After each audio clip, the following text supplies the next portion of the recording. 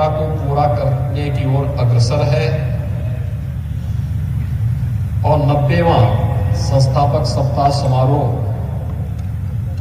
कार्यक्रम के साथ जुड़ रहा है। महाराणा प्रताप शिक्षा परिषद के 4 दिसंबर से 10 दिसंबर तक चलने वाले विभिन्न प्रकार के आयोजनों के कार्यक्रम का शुभारंभ करने के लिए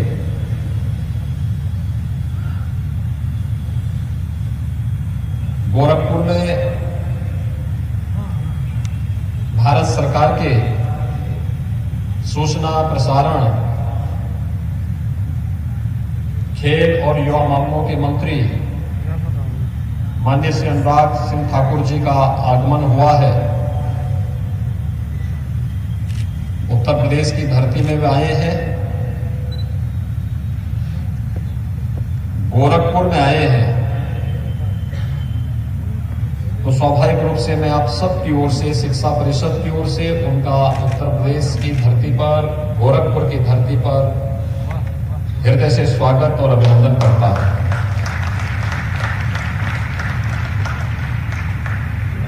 यह इसलिए भी महत्वपूर्ण है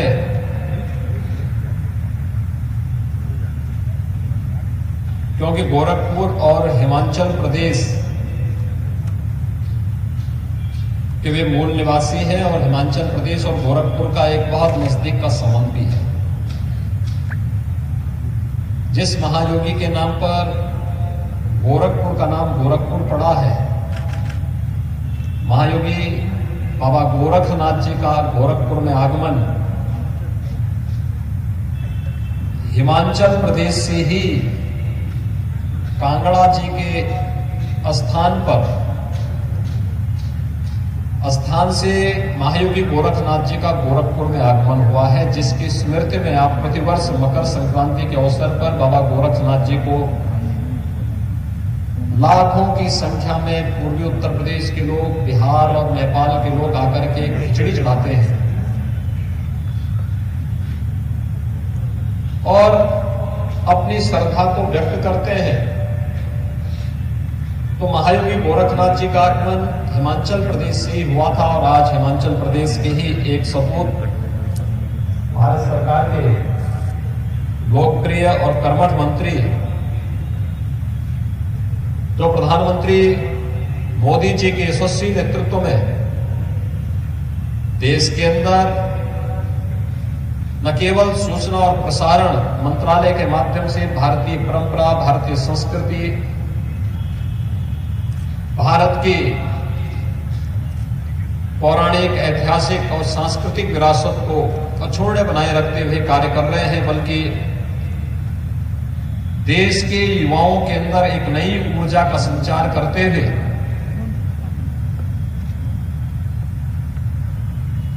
आजादी के बाद पहली बार ये देखने को मिला है कि भारत में कितनी ऊर्जा, भारत दुनिया का सबसे युवा राष्ट्र है।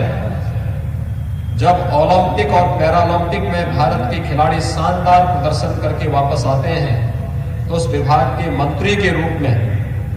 आज आपका गोरखपुर में आगमन हुआ है। गोरखपुर में ब्रह्मलीन गोरक्षपीठाधीश्वर महंत दिग्विजयनाथ जी महाराज के द्वारा 1932 में स्थापित महाराणा प्रताप शिक्षा परिषद के संस्थापक समारोह के उद्घाटन कार्यक्रम के मुख्य अतिथि के रूप में आपका हृदय से स्वागत और अभिनंदन है। महाराणा प्रताप शिक्षा परिषद की शुरुआत ही 1932 में इस उद्देश्य से हुई थी। कहते हैं उस समय महंत दिग्विजयनाथ जी युवा थे,